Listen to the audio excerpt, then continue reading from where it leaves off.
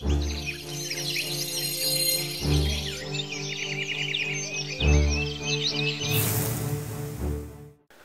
it's Ryan from All Forest Foods.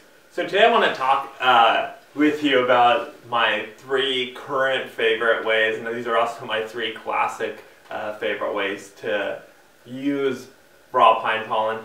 The first one, of course, is just combining it with water. I like to take maybe like a quart mason jar or a big clean canteen bottle and put a tablespoon of raw pine pollen in there, and then fill it up with filtered water. And just shake that up and then just drink that. Usually I do this in the mornings between 10, 10:30 and 11, 11:30. Just drink it just through the course of an hour or so. And the first time you might be like, wow, this tastes kind of weird. It tastes almost like a pine tree. Yeah, it's pine pollen. It tastes very piney. But what I've noticed time and time again, people write in there like, oh my God, I love the taste of your pine pollen. And it's true, after you use it once or twice, you're going to start really loving the taste of it. And that's a really easy and a really fun way to do it. It doesn't involve very much. All you have to do is combine it with water. And you can do this at work, you can do this around the house, wherever you are. It's really great for using if you're working out, so if you're going to the gym, if you're doing some type of martial arts class, if you're going for a run, a hike, combining raw pine pollen in with the water is a really good sports drink.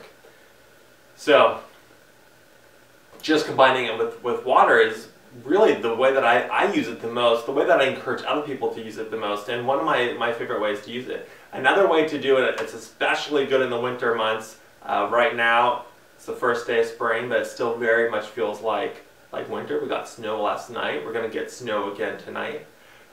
Even though it's warm outside, it's in the mid-30s, so it feels warm. But it's good to this next way is a good way to really get something that's very warming and very energizing to the body. And that's making a strong ginger tea. And I like to make my ginger tea using fresh ginger. So what I do is I just coarsely chop up some ginger, throw it into a pot with a lid, and then simmer that with maybe 16 to 18 ounces of water. Simmer that for a good 20 minutes, and that's making a decoction. Technically, that's what that's called when you simmer a root in water. You're making a decoction. So you're making a decoction, not a tea, a decoction of that ginger. Let that cool a little bit. So you simmer it 15-20 minutes. Let that cool. Not cold. Just let it dip back below that point of boil. So maybe 5 minutes. And then what I do is I add, again, about a tablespoon of pine pollen, a little bit of lemon, and a little bit of honey just to take the edge off of that ginger.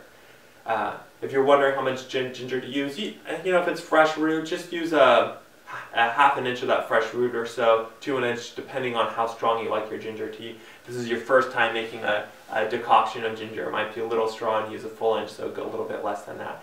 The ginger, I've experimented a lot using ginger, and ginger and pine pollen has this real synergy where it amplifies the effects of that pine pollen so much, really greater than the sum of the two when you combine pine pollen with ginger. So that's a second way with ginger tea, a little bit more involved. You could have this hot or you could have this cold.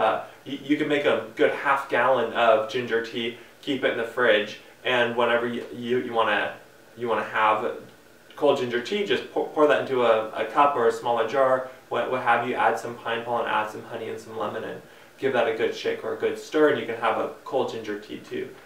Also an excellent way to make a ginger tea. The last way, the third way, is a way I've just been experimenting with recently, and I also find this way to be very beneficial for taking pine pollen, and that's making a matcha, which is a powdered green tea, matcha tea, adding a little bit of sweetener, so that could be honey or stevia or maple syrup, just a little bit, and then adding pine pollen to that, so it's kind of the pine pollen gets real creamy when you combine it with water, so it makes it almost like a matcha latte.